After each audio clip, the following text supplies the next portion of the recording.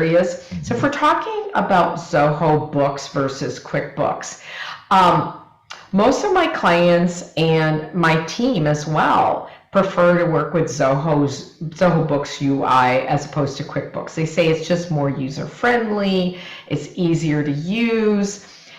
The other thing that's really great about Zoho Books is there's functionality that you just don't see in QuickBooks, either desktop or online.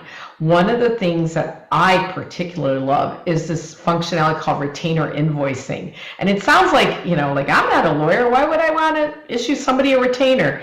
But it can be used a lot more creatively. It's actually a way to take a deposit or installment on money, on something you're going to be invoicing work for at a later point in time. So it's very flexible in how it processes credits on customer accounts and records the accounting beautifully, much better than anything I've ever seen in both QuickBooks and any of the other competing products. If I could just ask a question on that. So what it sounds like to me is that there's extra features that companies may not be using now, but once they're identified, they'll go, hey, you know what? That would make sense for us to use that. They never had an opportunity before. Now there's going to be choices to make. And that is absolutely true, that you can re-engineer your business to take advantage. So a lot of businesses think about, well, I'm going to go and invoice a customer for either work we performed or product we shipped. But what if you could actually collect the money beforehand? It totally transforms how you work with receivables. If you can collect the money up front, or a portion, at least a portion of it, it really makes your business less risky to run. It helps you to be able to manage your cash flow better. So these are things I can't do in QuickBooks well. In fact, my experience has been with these products is you can kind of do it. There's workarounds, but those workarounds they're not always really effective. They're not always really clean. They're not easy to implement, whereas with Zoho, it's extremely easy. It's extremely intuitive. So that's something I really love that's there just in the base product. You don't even have to pay anything extra for it. It's there. Another thing that I really love about Zoho Books as opposed to like QuickBooks is with Zoho, I can actually look at 36 periods. Now, I would never create a report, print out a report with 36 periods, but if I'm an Excel geek, I can actually look at 36 periods. Now, QuickBooks, how many periods do you think you would have in QuickBooks to look at? 3. 2. This period, previous period, whether that's a month, a year, or a quarter. So I hate it when I'm trying to analyze financial trends for a business. I have to go buy another product that will help me to do financial analysis and pull that data out of QuickBooks and then show me, okay, what is happening from a trend perspective with the numbers. So Zoho out of the box is just more user-friendly, if I'm trying to collect money from customers. And when I talked about retainer invoices, that's just like a little piece of it. You can, if you wanted to invoice your customers through like a subscription, the product will literally generate the code to put into your website so people can select what version of subscription they want to buy. You can pre-bill them for the, whatever service you provide. And instead of you trying to chase after clients for receivables, again, you can create this flow in which you're collecting in advance for the work that you're doing. Totally transforms a business. Well, I think it comes down to the Zoho One suite itself, which is the everything product, or the Zoho Finance, which gives you the advanced user features of the different elements of finance. They provide depth They provide depth. And so if you're happy doing this with your business and you're just billing, you're getting paid, and everybody's happy, there's no need to change. But if you see, hey, you know what, we could do this smarter. Exactly. Exactly. Suddenly now analyzing the data helps you make good decisions. That is so true. There's much more I can say about this, and this may be another video series in the future. But really, when I'm talking about Zoho Books, I'm talking about that I can do retainer invoices, deposits. That's the start of the functionality. That in the Zoho Finance, more advanced version of Books, that takes it to subscription management. I can do some really good inventory stuff in Zoho Books. I can, of course, report lots of periods, look at my financial trends. There's tons of reports in the system. But when I want more advanced functionality, like subscriptions, more advanced billing functionality, when I want a multi-warehouse inventory functionality, connecting with Shopify and Amazon, fulfillment by Amazon.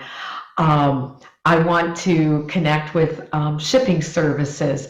Wow, well, Zoho Inventory within the Zoho Finance module can provide so much more functionality than I typically will see in a QuickBooks Online, for example.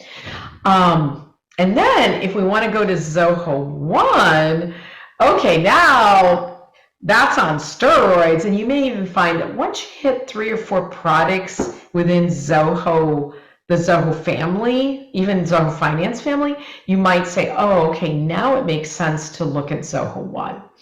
And so when we're talking Zoho One, there's, again, 50 plus products, but one of the products I particularly love is Zoho Analytics. So Zoho Analytics is a lot like a report writer called Tableau. Tableau was purchased by Salesforce several years ago.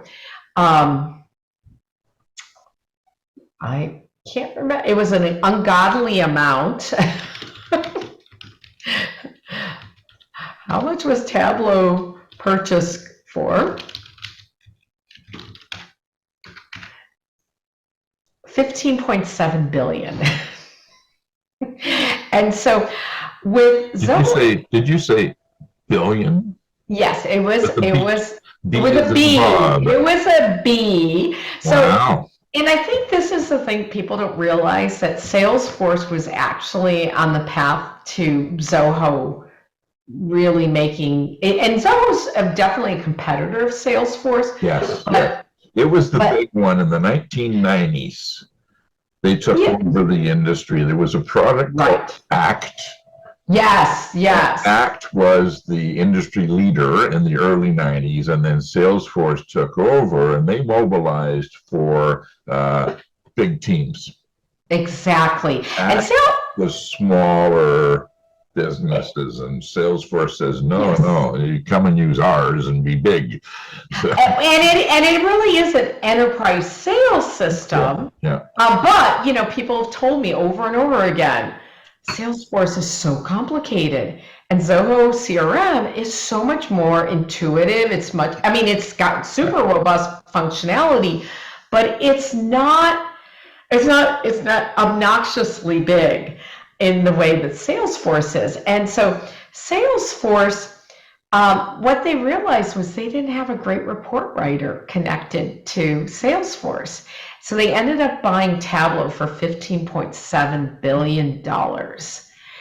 And, Zoho has basically a Tableau knockoff. It's called Zoho Analytics. Mm-hmm. It works very similarly, and it lets you basically, it actually integrates with Zoho Finance, Zoho CRM, and you can just set up an integration pretty simply, and then it'll push that data over from Books, Zoho Inventory, Zoho Billings, over to Zoho Analytics, and you can create these beautiful reports and more graphical, beautiful, colorful graphical reports to really see how is your business doing. And so, so when I'm thinking about like what can Zoho do, when we think of it from a Zoho One perspective, it's this integration with the entire ecosystem.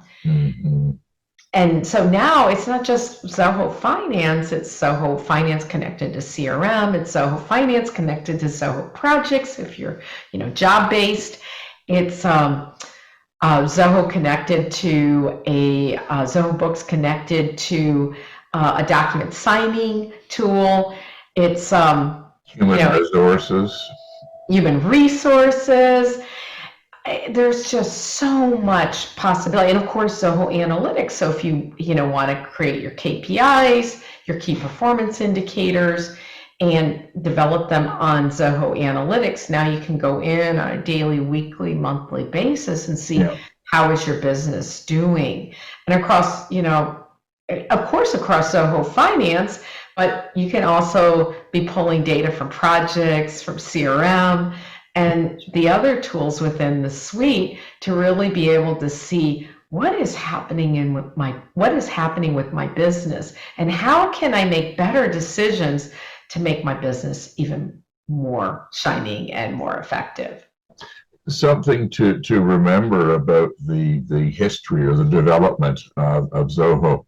They began as a CRM company. That was their mainstay. That's what took them off and took them into the level where they were a big international software company, just on the strength of that customer relationship management.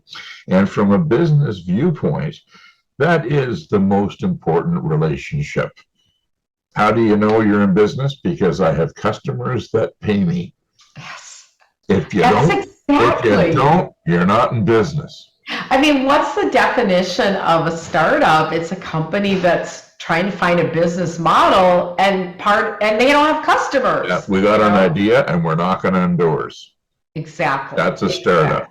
That's a startup. I mean, we kind of now talk about startup as a company that might be still 2-3 years old. Right. But really, it meant that the owners started it from nothing, from an idea to... From a business viewpoint, from a structural way of managing the growth of your business, managing that customer relationship and all the subsequent relationships and partnerships that come out of that, what an amazing tool to have, and what a great place to put focus. Because Zoho made that their #1 product, everything else fell out of that. So now that we're making sales, now that we can invoice, we need to be able to track that, to have accounting. Now that we can talk with customers, we need to be able to build their projects as part of the quote. Once it's done, we need to be able to deliver that project.